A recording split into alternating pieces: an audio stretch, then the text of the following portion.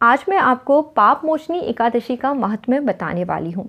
जैसा कि इसके नाम से ही आपको पता पड़ता है, ये कई तरह के पापों से मुक्ति दिलाती है, जैसे कि ब्रह्म हत्या, सोने की चोरी, शराब का पान, गुरु पत्नी का गमन करने जैसे महान पापों से ये एकादशी आपको मुक्त करा देती है। इस एकादशी के करने से सहस्त्र गायों के दान का पुण्य फल प्राप्त होता है।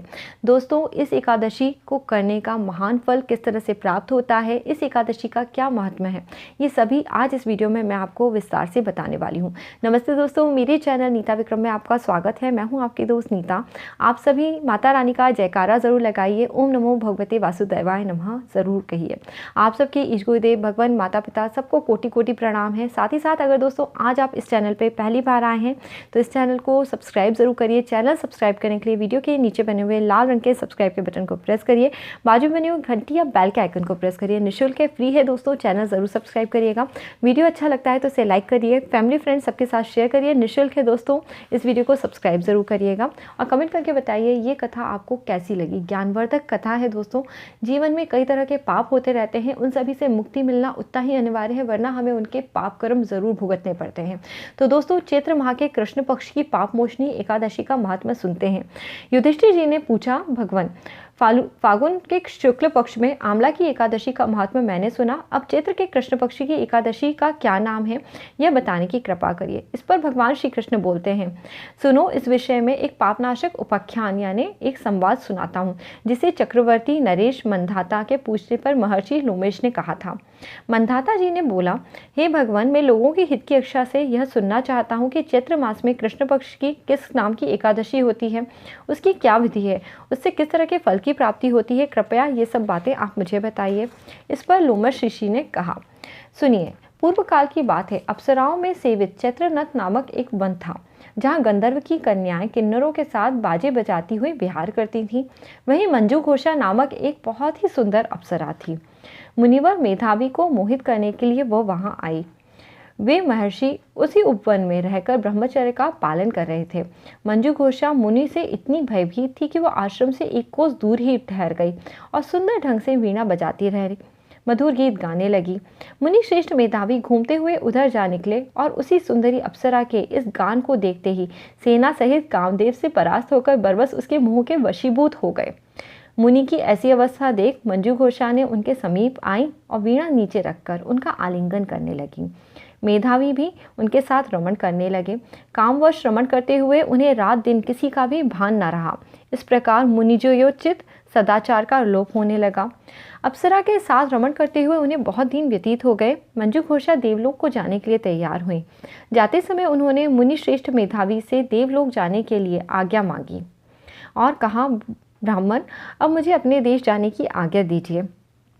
मेधावी बोले, देवी, जब तक सवेरे से संध्या न हो जाए तब तक मेरे पास ठहर जाओ। इस पर अप्सरा ने कहा, विप्रवर, अब तक न जाने कितनी संध्या चली गई हैं, मुझ पर कृपा करें, बीते हुए समय का विचार तो कीजिए। लोमश जी ने कहा, राजन, अप्सरा की बात सुनकर मेधावी के नेत्र आश्चर्य से चकित हो उठे। उस समय उन्होंने बीते हुए समय का हिसाब लगाया तो उन्हें मालूम हुआ कि उनके साथ रहते हुए उन्हें 57 वर्ष व्यतीत हो चुके थे और उनकी तपस्या का पूरी तरह से नाश हो चुका था। ऐसा जानकर मुनि को उस अप्सरा पर बहुत ही क्रोध आया और उन्हें श्राप देने के लिए उद्यत हो गए। कहने लगे, पापिनी, तू पिशाची हो जा। मुनि के श्राप से दग्ध होकर वह विनय से नतमस्तक होकर बोली, विप्रवर, मेरे श्राप का उद्धार कीजिए। 7 वाक्य बोलने तथा 7 पद साथ साथ चलने मात्र से सत्पुरुष के साथ मैत्री हो जाती है। ब्राह्मण, मैं तो आपके साथ अनेक वर्षों तक रही हूँ, अतः स्वामी मुझ पर कृपा करिए। इस पर मुनि बोले, भद्रे, मेरी बात सुनो, यह श्राप के उद्धार करने वाली है, क्या करूं? तुमने मेरी बहुत बड़ी तपस्या को नष्ट कर दिया है। चैत्र के कृष्ण पक्ष में शुभा एकादशी आती है, उसका नाम पाप मोचनी है।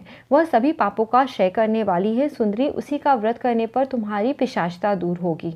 ऐसा कहकर मेधावी अपने पिता मुनिवर च्यवन के आश्रम पर चले गए। उन्हें आया देख च्यवन ने पूछा, बेटा, यह क्या किया? तुमने तो अपने सभी पुण्यों का नाश कर डाला। मेधावी बोले, पिताजी, मैंने अप्सरा के साथ रमण करके पातक किया है। इसका कोई प्रायश्चित बताइए जिससे कि इस पाप का नाश हो जाए। च्यवन ऋषि जी ने बोला, बेटा, चैत्र के कृष्ण पक्ष में जो पाप मोचनी एकादशी होती है, उसका व्रत करने पर पपराशिका विनाश हो जाएगा। पिता का यह कथन सुनकर मेधावी ने उस व्रत का अनुष्ठान किया। इससे उनका पाप नष्ट हो गया। वे पुनः तपस्या के लिए परिपूर्ण हो गए। इसी प्रकार मंजू घोषा ने भी इस उत्तम व्रत का पालन किया। पापमोचनी का व्रत करने के कारण वह पिशाच योनि से मुक्त हुई और दिव्य रूप धारण करती हुई श्रेष्ठ अप्सरा होकर स्वर्ग को चली गई। राजन, जो श्रेष्ठ वरिष्ठ पापमोचनी एकादशी का व्रत करते हैं उनका सारा पाप नष्ट हो जाता है। इसको पढ़ने और सुनने से सहस्र गायों के दान का पुण्य फल प्राप्त होता है।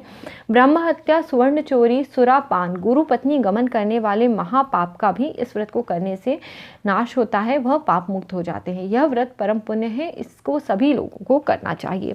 तो दोस्तों, इसी प्रकार की पापमोचनी एकादशी का व्रत आप सभी करिए।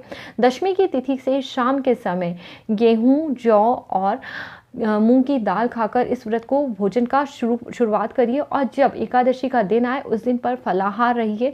किसी भी तरह के अन्न को ग्रहण मत करिए। इस व्रत को करिए और अगले दिन निश्चित समय आने पर इस व्रत का पारण करिए।